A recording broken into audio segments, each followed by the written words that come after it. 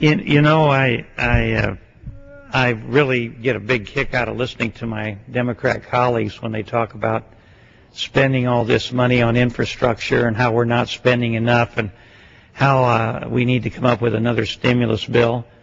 The fact of the matter is, since they took control of Congress, the national debt has gone up by almost $4 trillion. You can't spend your way out of debt. You can't create jobs by digging yourselves into a bigger and bigger hole. And that's exactly what they're talking about doing. Now, they say they've created jobs.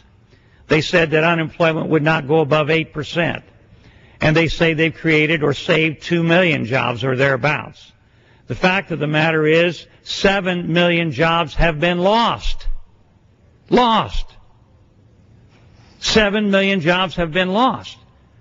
Now, even if you said that and accepted their premise that they saved or created 2 million jobs, you'd still be 5 million jobs in the hole, and the unemployment rate isn't 8%, it's 10%, and it was up above that.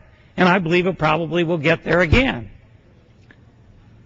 You know, I just can't understand why they don't get it. John F. Kennedy, a Democrat, he got it. And he said time and again when he was president, if you give people more disposable income, they will spend it to buy more products.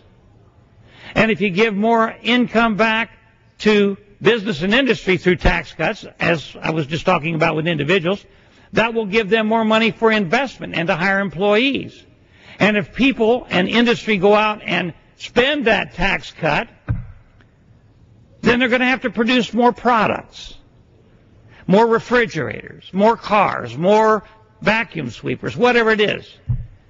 And if people buy more because they have more money to spend collectively across the country, 300 million people, then you're going to see employment rise, not unemployment. And so John F. Kennedy understood that, and that's why early in his administration he put through tax cuts. And then when Ronald Reagan came in after the debacle called the Carter administration, where we had unemployment at 12% and inflation at 14%, worse than what we have today even, Reagan came in and he said, we're going to cut taxes. And I think he even mentioned John F. Kennedy.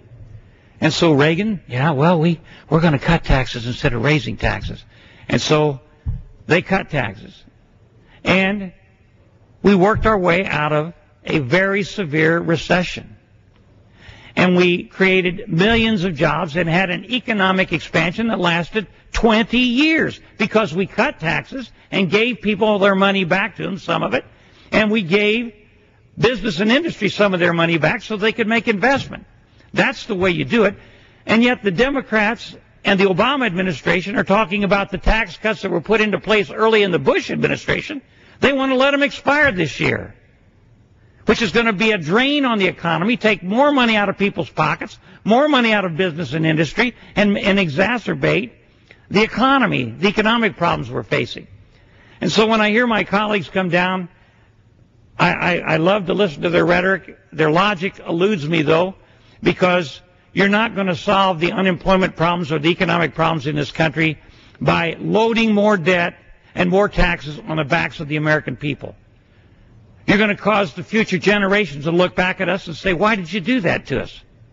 Because you're going to have inflation, and you're going to have higher taxes, and you're going to have a deteriorating economy, and you're going to have the government taking over more and more responsibility, which is what a lot of socialists in this administration would like to see. They believe government could do the job better than the private sector.